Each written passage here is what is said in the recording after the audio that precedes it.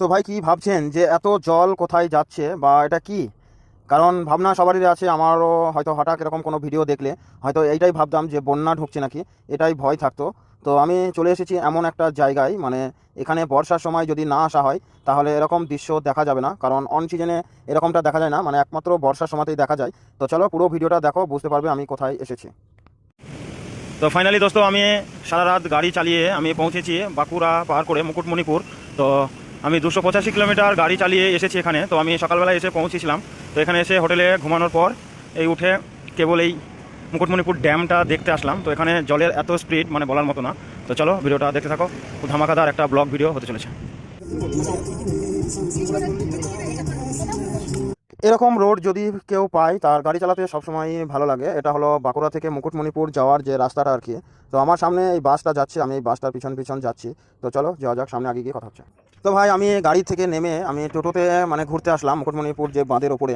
তো এখানে বাঁধের ওপর থেকে মানে যে গ্রামগুলো আছে মানে কতটা নিচুতে আছে সেটাই দেখানোর জন্য ভিডিওটা। তো বাঁধের যে দৃশ্যটা মানে এত সুন্দর, মানে এই বাঁধটা দেওয়া আছে বলে ওই ড্যাম দিয়ে জলটা যাচ্ছে, আর যদি এই বাঁধ ভেঙে যায় তাহলে এই গ্রামগুলা সব জলে পুরো ভর্তি হয়ে যাবে। তার জন্য আমি টোটোতে যাচ্ছি, টোটোতে যাওয়ার সময় এই ভিডিওগুলো করলাম আর কি। তো চারিদিকে সব ধানের জমি। তো চলো সামনে আগে গিয়ে আবার কথা হচ্ছে।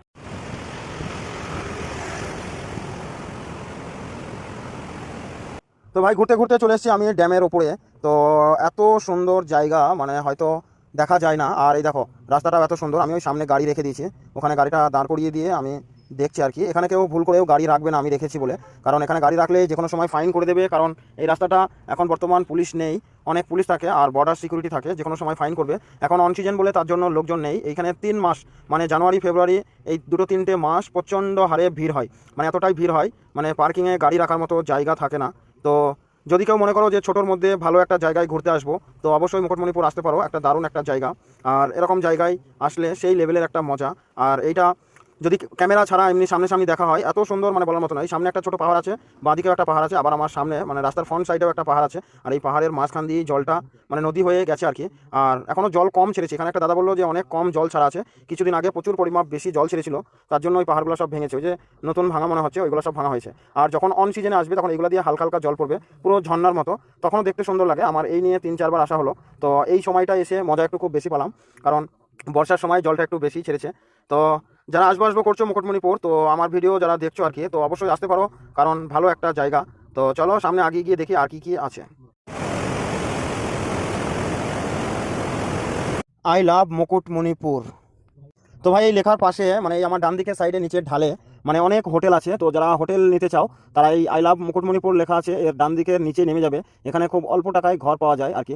মানে যদি তুমি রাতে আসো মানে সকাল অবধি যদি হোটেল নাও, মোটামুটি 600-700 টাকার মধ্যে 6-7 জন থাকার মতো রুম পেয়ে যাবে আর কি, মানে একদম খুব অল্প টাকায়। আর আমি যাচ্ছি এই যে বাঁধের পার দিয়ে রাস্তা দিয়ে। তো ওইদিকে সামনে একটু ঘুরতে যাচ্ছি, দেখি সামনে কিছু দেখা যায় কি। আর যদি দেখা না যায় তাও ভালো, কারণ আমরা অনেক দূর দূর গিয়েছিলাম। আর যদি কেউ মনে করো যে হরিং টরিং দেখবো, তাহলে ওই যে বাঁধের ওপর দিয়ে টোটোতে করে যেতে হবে, ওখান থেকে আবার বোটে চড়ে ওই পারে যেতে হবে, ওই পারে গিয়ে তারপরে তুমি হরিং টরিং এইগুলো দেখতে পারবে। মানে এখানে হচ্ছে এক কথায় বলা হয় যে পিকনিক স্পট, মানে পিকনিক করার মতো জায়গা একটা। যারা পিকনিক করতে আসো তারা অবশ্যই এখানে এসে খুব মজা পাবে। আর এমনি ঘোরার মতো একটা জায়গা, কিন্তু সিজনে আসতে হবে, সিজনে আসলে একটু ভিড়ভাড়টা হয়, লোকজন থাকে, তাহলে ঘুরতে ভালো লাগবে আর কি। আর যদি অন সিজনে আসা হয় তাহলে খুব ফাঁকার মধ্যে মানে ঘোরাটা একটা কেমন একটা দেখায়। আর যদি সিজনে আসা হয় তাহলে মানে পুরো ঘোরা যাবে আর কি। তো চলো সামনে আগিয়ে গিয়ে আবার কথা হচ্ছে। আর মেন কথা হচ্ছে যে শুধু মানে জঙ্গল আর জঙ্গল, এখানে জঙ্গল ছাড়া আদার্স আর কিছু নেই।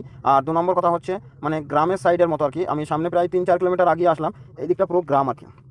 আর এই দিকের দৃশ্যটা দেখো এত সুন্দর মানে বলার মতো না আর কি। এইগুলা কিসের জন্য করা আছে আমার জানা নেই, তার জন্য আমি বলতেও পারছি না।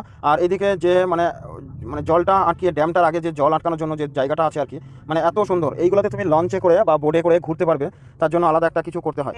তো ভাই অনেক ঘুরলাম এইদিকে, মানে এই দেখা একটা ছোটো একটা পাহাড়। তো ঘোরা মোটামুটি শেষের দিকে, আর ঘোরার কিছু নেই। কালকে রাতে এসেছি আমি, আর বেশি লেট করবো না, কারণ এখান থেকে আমাকে বাড়ি যেতে হবে। আর বাড়ি যাওয়ার আগে এই দাদারা বললো যে শুশুনিয়া যে পাহাড়টা আছে ওই পাহাড়টা দেখবে তারপর যাবে। এই দেখো আমি আই লাভ মুকুটমণিপুর এইটাকে পার করলাম। আমার বাঁদিকে যে রাস্তাটা গেল এইগুলোতে হোটেল খুব বেশি আছে আর কি। তো আমি বাড়ি যাওয়ার রাস্তায় চলে এসেছি। তো বাড়ি চলে যাবো এখন এখান থেকে। আর যাওয়ার পথে আমি শুধু এক জায়গাতেই ঢুকবো, সেটা হলো বাঁকুড়া শুশুনিয়া যে পাহাড়টা আছে, মানে বাঁকুড়া পার করে ওটা পুরুলিয়া ডিস্ট্রিক্টেই পড়ছে মনে হচ্ছে। কারণ আমি এইদিকে আসা যাওয়াটা খুব কমই করি, মানে নির্দিষ্ট জায়গাগুলোকে আমি চিনি না, তার জন্য আমি সঠিকটা বলতেও পারছি না। তো চলো যাওয়া যাক সামনে আগিয়ে। আর এইদিকে রাস্তাগুলো পুরো ফাঁকার মধ্যে আর কি, মানে খুব একটা ভিড়ভাড়টা আছে এরকমও নেই, তো একদম পুরো ফাঁকার মধ্যে। আর যদি সিজনে আসা হয় তাহলে এই জায়গাগুলো, যে রোডগুলো আছে, প্রচণ্ড ট্যুরিস্ট বাস আর ছোটো গাড়িতে পুরো ভর্তি হয়ে যায়, কারণ প্রচুর ট্যুরিস্ট আসে। অন্য কোনো ব্লগে দেখতে পারবে যদি কোনো সময় আমি সিজনে আসি আর কি, মানে এখন অন সিজন বলে তার জন্য এরকম লাগবে। তো আমি শুশুনিয়া পাহাড়ে ঢুকবো হয়ে গেছে।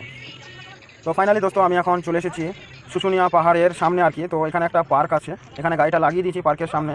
তো আমার ওই সামনে দেখা যাচ্ছে পাহাড়টা রাস্তা থেকে ভালো দেখা যায়, কারণ কাছে আসলে মানে জঙ্গল আছে তার জন্য বেশি দেখা যায় না। তো ভিডিওটা এখান থেকে শেষ করছি, ভালো লাগলে অবশ্যই লাইক করে দিও।